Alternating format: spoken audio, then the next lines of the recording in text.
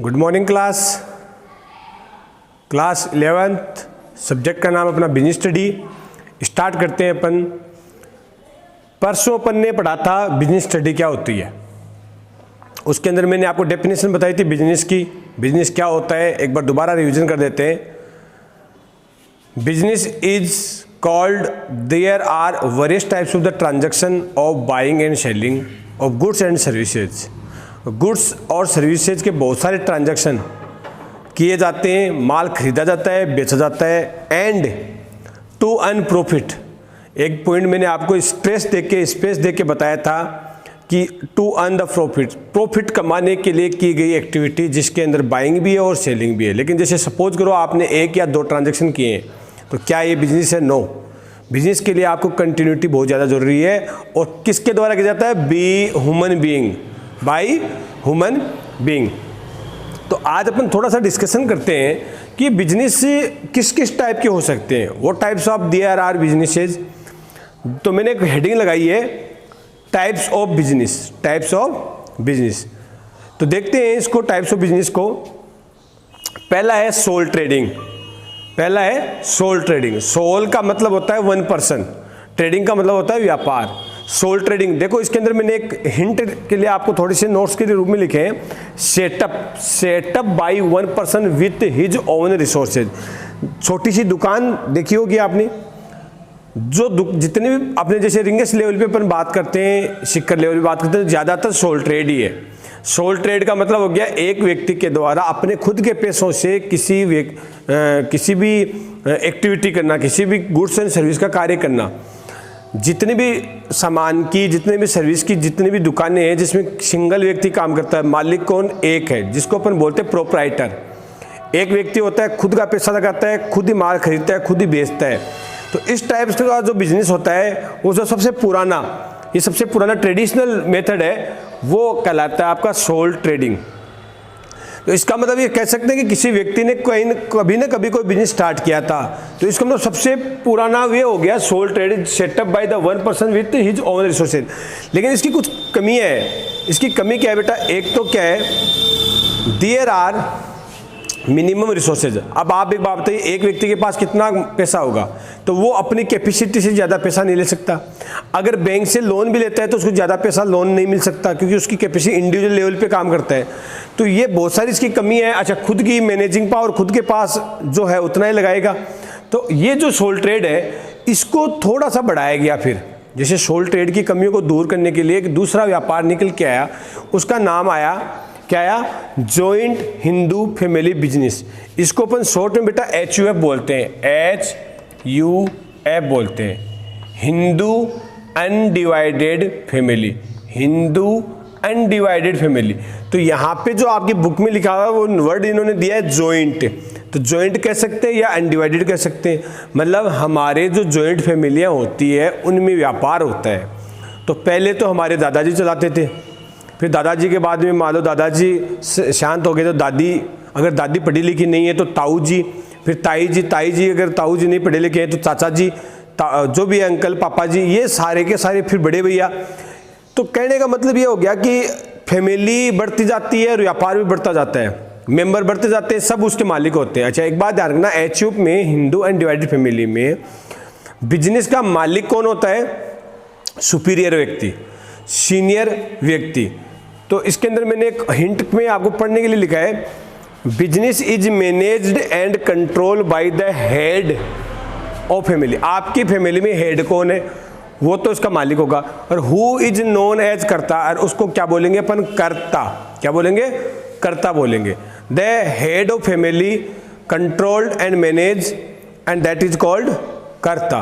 तो बाकी मेंबर, जैसे आपके घर में कोई बच्चा होता है तो बाई बोन जैसे वो जन्म लेगा उस व्यापार का हिस्सा बन जाएगा। तो हम पहले पढ़ रहे थे सिंगल ट्रेड। सिंगल ट्रेड से बढ़कर क्या बना?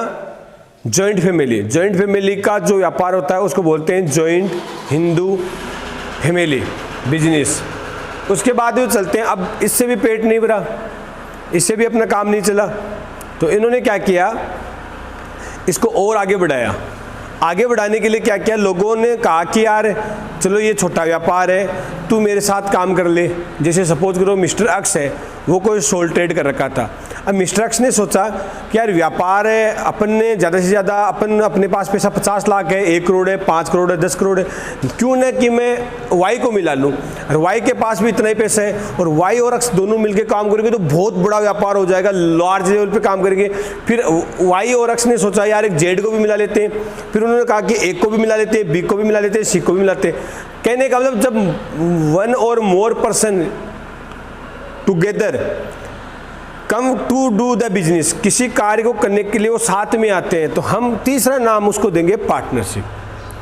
धीरे धीरे अपन चल रहे हैं, सोल ट्रेड, जॉइंट फैमिली, उसके बाहर निकल के आते हैं जब जहाँ पे बाहर का किसी व्यक्ति को अपन इन्वॉल्व करते हैं। तो मेरा कहने का मतलब यह कि एक व्यक्ति व्यापार कर रहा है, दूसरा व्यक्ति व्यापार कर रहा है, लेकिन वो कह रहे हैं कि अपन मिलकर करेंगे, तीसरे व्यक्ति को मिलाएंगे, चौथे व्यक्ति को मिलाएंगे, या कम से कम 2 व्यक्ति मिल जाए, तो वो क्या कहलाती है, आपकी पार्टनरशिप कहलाती है। अब देखो इसमें पार्टनरशिप में होता क्या है, इसके लिए मैंने आपको थोड़ा सा लिख के दिया है, ग्रुप ओनरशिप। ग्रुप का मतलब समूह हो गया, एक व्यक्ति से ज़्यादा व्यक्ति होते हैं तो ग्रुप माना जाता है। ओनरशिप या जॉइंट ओनरशिप, मालिक सब होते हैं उसमें, जितने पार्टनर मिलेंगे सब मालिक होते हैं। 2 और more person by making agreement between them, आपस में एक एग्रीमेंट बनाते हैं, आपस में व्यापार करने के लिए कॉन्ट्रैक्ट करते हैं, एग्रीमेंट बनाते हैं, और उसके तहत वो सब मालिक बनकर उस व्यापार को चलाते हैं। वो क्या कहलाता है आपका बेटा, पार्टनरशिप कहलाता है। तो 3 आपके टाइप समझ में आ गए। अब थोड़े से हटकर चलते हैं, ये वाले पॉइंट 4, जॉइंट स्टॉक कंपनी। आपने नाम सुना होगा कंपनी के बारे में। तो देखो कंपनी मॉडर्न है बिजनेस, पहले ये नहीं था। कंपनी में क्या हुआ कि पार्टनरशिप में क्या होता है कि लिमिट होती है कि आप 50 से ज़्यादा पार्टनर नहीं बना सकते, मैक्सिमम 50 तक कंट्रोल कर दिया गवर्नमेंट ने, उसका अलग से एक्ट बना दिया। लेकिन उन्होंने कहा कि यार हम व्यापार करना चाहते हैं, वो हमारा नेशनल लेवल का व्यापार होना चाहिए, इंटरनेशनल लेवल का व्यापार होना चाहिए। तो उस चीज़ के लिए लोगों ने क्या किया कि एक काम करते हैं, हम किसी 5 व्यक्ति या 50 व्यक्ति से पैसा नहीं लेंगे, हम पूरी पब्लिक से पैसा लेंगे। मतलब जितनी पब्लिक, जितने पर्सन हो सकते हैं, कोई 20 रुपये, कोई 50 रुपये, कोई 100 रुपये, कहने का मतलब ऑल ओवर जितने भी व्यक्ति हमारी कंपनी में इन्वेस्टमेंट करना चाहे वो कर सकता है। तो गवर्नमेंट ने उसके लिए एक एक्ट बनाया, कंपनी एक्ट। क्या बनाया, जो अभी आपके 2013 चल रहा है, पहले 1956 था। तो कंपनी एक्ट बनाया, उसमें क्या होता है कि कंपनी अपने नाम की एक सील, एक पत्तर, एक डॉक्यूमेंट होता है, उसको शेयर बोलते हैं। आपने नाम सुना होगा शेयर मार्केट, एक शेयर होता है, उस शेयर को कोई भी व्यक्ति खरीद सकता है। तो कहने का मतलब यह है कि कंपनी, मान लो कि मैंने बनाई और मैंने मेरी कंपनी के शेयर इशू किए, तो मैंने जब शेयर बेचे तो जिन जिन लोगों ने शेयर खरीदे ना, वो सब मालिक हो गए। तो आप मुझे बात बताइए, पार्टनरशिप में तो हम 5 व्यक्ति, 10 व्यक्ति, 50 व्यक्ति तक सीमित थे, और अब कंपनी में क्या हो गया, नंबर ऑफ पर्सन की कोई गिनती भी नहीं है, कितने भी व्यक्ति कितना भी पैसा इन्वेस्टमेंट कर सकते हैं। एक शेयर जैसे सपोज करो 100 रुपये का है, अब किसी ने 10 शेयर खरीद लिया, 1000 रुपये इन्वेस्टमेंट कर दिया, किसी ने 10,000 शेयर खरीद लिए, तो जितनी जिसकी इन्वेस्टमेंट की कैपेसिटी होगी उतना वो इन्वेस्टमेंट उस शेयर में कर देगा, उस कंपनी में कर देगा। तो कंपनी का मालिक कौन होता है बेटा, कंपनी एक खुद अपने आप में एक व्यक्ति होता है। ये मान लो गवर्नमेंट कंपनी को खुद को एक व्यक्ति बनाया है। मैं आपको एग्जांपल देता हूँ। सपोज करो कि आप एक वीडियोकॉन कंपनी का रेफ्रिजरेटर लेके आए, उसमें कुछ खराबी हो गई, आपको उस कंपनी पे केस करना है कि आपने मुझे खराब दे दिया, डैमेज प्रोडक्ट दे दिया। मुझे एक बात बताइए, आप केस करोगे तो मैनेजर पे करोगे या वीडियोकॉन कंपनी पे करोगे? ऑब्वियसली मैनेजर पे करोगे आप, तो क्योंकि आपको इतना ही पता है। लेकिन मैनेजर का तो गया ट्रांसफ़र, मैनेजर तो आज दूसरी सोनी की कंपनी में मैनेजर बन गया, या उसने जो रिटायरमेंट ले लिया वो तो कोई दूसरी जगह काम करने लग गया। तो आप बताइए फिर किस पे केस करोगे? तो आपको किससे मतलब है? आपके पास बिल है, जो आपके पास इनवॉइस है, टैक्स इनवॉइस है, वो किसका है? वीडियोकॉन कंपनी का है। तो हम किस पे केस करेंगे? वीडियोकॉन कंपनी पे करेंगे। तो वीडियोकॉन कंपनी क्या है भैया? एक व्यक्ति है तभी तो केस करेगी। तो वीडियोकॉन कंपनी को हम जेल में लेके जाएंगे या उसको कोर्ट में लेके घसीट के लेके जाएंगे, केस करेंगे तो वीडियोकॉन कंपनी के साथ बार्गेनिंग करेंगे।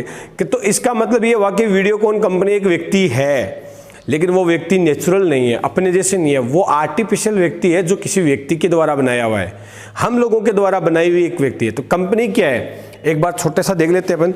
अच्छा, इसमें आपकी किताब में जो नाम लिखा हुआ, बुक में नाम लिखा हुआ है joint stock company. Joint stock company is an artificial person. देखो एक वर्ड आया है आर्टिफिशियल पर्सन। आर्टिफिशियल पर्सन किसे कहते हैं? आर्टिफिशियल का मतलब होता है कृत्रिम, जो व्यक्तियों के द्वारा, जो कृत्रिम जो प्राकृतिक व्यक्ति होते हैं, नेचुरल व्यक्ति होते हैं, उनके द्वारा जो भी चीज बनाई जाती है वो सारी चीज क्या कहलाती है? आपकी आर्टिफिशियल कहलाती है। तो it is an artificial person created by law, जो किसी लॉ के अंदर बना है। तो लॉ कौन सा आ गया बेटा? कंपनी एक्ट आ गया आपका। कंपनी एक्ट 1956 लागू होता है, फिर अभी लागू हो गया 2013, ये हट गया और 2013 में नया बन गया। प्रोवाइडिंग सेपरेट इंटिटी, ये अपने आप में खुद की एक इंटिटी है, मतलब ये कंपनी के मालिक से अलग है, इसकी खुद की एक पहचान होती है। और विथ ए परपेचुअल सक्सेशन, जो जिसका काम होता है कि मैं अगले साल और चलूंगा, अगले साल कंटिन्यू बिजनेस करूंगा। And A common seal, common seal का मतलब उसकी खुद की एक मोहर होती है जिसके नाम से ही चीज़ बिकती है। जैसे अपन कोई ब्रांडेड चीज़ लेते हैं, कपड़ों में अपन लेते हैं, मुफ्ती के कपड़े लेते हैं, प्रोक के कपड़े लेते हैं, एडिडास के कपड़े लेते हैं। तो ये एडिडास को जानते हैं अपन, उसका कौन मालिक है, क्या मतलब है? आप फास्ट फूड में लेते हो तो मैकडी लेते हो, डोमिनोज लेते हो। अगर आप जूतों में बात करो तो एडिडास, वुडलैंड ऐसे लेते हो। आप स्कूल में ब्रांडेड की बात करो तो डीपीएस लेते हो, टेगोर लेते हो। ये जो चीज़ें हैं ये क्या बेटा? अपने आप में एक ब्रांड के नाम है। तो वो आर्टिफिशियल पर्सन होता है जिसकी खुद की कॉमन सील होती है, उसके नाम से जाना जाता है। तो इसका लंबा डिस्कशन करेंगे अपन, पूरा ये अलग से आएगा, सबके सब दोबारा आएंगे। फिर चलते हैं पॉइंट नंबर 5, कोऑपरेटिव सोसाइटी। ये कोऑपरेटिव सोसाइटी क्या होती है? कोऑपरेटिव, नाम से देखो पता लग रहा है कोऑपरेटिव। ऑपरेशन का मतलब होता है संचालन करना, ऑपरेशन का मतलब होता है चलाना। ऑपरेशन का मतलब वो नहीं होता कि चाकू से लेके ये आप चमड़ी को काट के उसके अंदर से आपने टाँके लगाए दोबारा, वो ऑपरेशन नहीं होता है। उसको ऑपरेशन नाम इसलिए दिया जाता है क्योंकि वो भी एक प्रकार की प्रक्रिया है, प्रोसेस है। किसी भी जो कोई लंबी चीज़ चलती है या टाइमिंग ड्यूरेशन से कोई चीज़ का हैंडल होता है, एक्टिविटी होती है, उसको ऑपरेशन कह सकते हैं। अब यहाँ पे नाम आया कोऑपरेशन। को का मतलब होता है सहयोग करना, साथ देना। तो हम पढ़ रहे हैं कोऑपरेटिव। ऐसा कोऑपरेटिव को हिंदी में बताऊंगा तो समझ में आ जाएगा, सहकारी समिति, सहकारी। इसका मतलब बिना प्रॉफिट के लिए या अपने आपस में मेंबर्स के लिए कुछ पैसे इकट्ठे किए जाते हैं, उस मेंबर्स को सस्ते रूप में उधार पैसा देने के लिए, माल सस्ता देने के लिए बनाई गई सोसाइटियाँ। तो ये हो गया कोऑपरेटिव सोसाइटी। दीज मेंबर, उनके मेंबर फॉलो द प्रिंसिपल। अच्छा, इसका एक प्रिंसिपल होता है क्या? वन मैन वन वोट, या इसका दूसरा और है वन टू अनोदर और अनोदर टू वन, मतलब हम सबके लिए और सब हमारे लिए। तो ऐसे प्रिंसिपल के साथ हम काम करते हैं, वो कहलाता है कोऑपरेटिव सोसाइटी, सहकारी समिति, जिसके अंदर सस्ता सामान देने के लिए, अपने खुद के मेंबर्स के लिए अच्छे से अच्छी व्यवस्था करने के लिए, उनको सस्ता पैसा उधार देने के लिए, गरीब व्यक्तियों को या अमीर व्यक्तियों को आपस में मिलकर बनाए गए बिजनेस है। आफ्टर देन नेक्स्ट है पब्लिक सेक्टर अंडरटेकिंग। ये है पब्लिक सेक्टर अंडरटेकिंग बेटा, वो सारी कंपनियां या वो बड़े बड़े बिजनेस जिनके अंदर गवर्नमेंट भी हिस्सा लेती है, जिनके अंदर कुछ परसेंटेज गवर्नमेंट ने खरीद रखा है। जैसे प्राइवेट सेक्टर की कंपनियां तो आपने नाम सुना होगा बहुत सारी, रिलायंस भी सुना होगा, वेदांता भी सुना होगा, इन्फोसिस भी सुना होगा, वीडियोकॉन, सोनी, ये सब प्राइवेट है। आपको मैं एक दो नाम बताता हूँ पब्लिक सेक्टर यूनिट का। आपने कभी बीएसएनएल का नाम सुना है? बीएसएनएल मोबाइल आता था पहले, सिम चलती है अभी भी 94134 वाली, हाँ वो बीएसएनएल है। बीएसएनएल बेटा एक प्राइवेट कंपनी है, बट उसके अंदर आधिपत्य, इसका मतलब 51% हिस्सा से ज़्यादा, मोर देन 50% से ज़्यादा उस पर कंट्रोल किसका है? गवर्नमेंट का। तो वो कंपनी क्या बन गई? गवर्नमेंट की बन गई। उसके बाद में एक भेल कंपनी है। उसके अलावा आपको टेलीकम्युनिकेशन के अंदर आपको ये बता दिया मैंने। उसके अलावा दो चार कंपनियां और है, आपको अपन फेस टू फेस क्लास में या नोट्स में भेज दूंगा इनके नाम। जो कंपनियां किस लेवल पे काम करती है, जिनका अधिकार, जैसे अभी ये जो अपनी रेलवे है, अभी रेलवे को प्राइवेटाइजेशन नहीं किया गया पूरी तरह से। जिस दिन प्राइवेटाइजेशन होगा उसमें कंट्रोल गवर्नमेंट का रहेगा, तो वो भी क्या मानी जाएगी? आपकी PSU मानी जाएगी। तो public sector company government interference in business sector has lead the way of PSU। जिस कंपनी के अंदर गवर्नमेंट का इंटरफेयर होता है, जिसपे मेजोरिटी गवर्नमेंट की होती है, बाकी होती है वो प्राइवेट ही है, तो वो कंपनी क्या कहलाती है बेटा? Public sector unit. अच्छा, इसके एक दो नाम और बता देता हूँ आपको। हिंदुस्तान, ये जो आपका इंडियन ऑयल है, इंडियन ऑयल जो आपके पेट्रोल पंप होते हैं इंडियन ऑयल के, वो सारे, हिंदुस्तान ऑयल है, ये सारे के सारे बेटा PSU है। ये गवर्नमेंट एक एज ए गवर्नमेंट, ये गवर्नमेंट नहीं है लेकिन एज जो है गवर्नमेंट है। लिमिटेड कंपनी के भी out of power of given in the government, तो ये गवर्नमेंट का दिया हुआ होता है। ये सारी चीज़ें किसकी है? गवर्नमेंट के दिन में आता है। तो हमने आज पढ़ा है टाइप्स ऑफ बिजनेस। एक व्यक्ति के द्वारा किया जाता है, सोल ट्रेड कहलाता है। फैमिली के द्वारा किया जाता है, जिसमें जो हेड होता है वो मालिक होता है, उसके द्वारा कंट्रोल करता है, उसको बोलते हैं HU, जॉइंट फैमिली वाला। दो या दो से ज़्यादा व्यक्तियों के द्वारा ओनरशिप के द्वारा किया जाता है, वो पार्टनरशिप होता है। बहुत सारे लोगों के द्वारा शेयर खरीद के किया जाता है, वो जॉइंट स्टॉक कंपनी होता है। मेंबर्स की हेल्प के लिए, कम पैसों में व्यवस्था करने के लिए या मेंबर्स को आपस में जोड़ने के लिए किया गया काम, सेवा के लिए काम किया गया, कोऑपरेटिव सोसाइटी होता है। और ऐसी कंपनियां जिसके अंदर गवर्नमेंट का अधिकार होता है, गवर्नमेंट इसमें कंट्रोल रखती है, वो PSU कहलाती है। ठीक है, थैंक यू सो मच।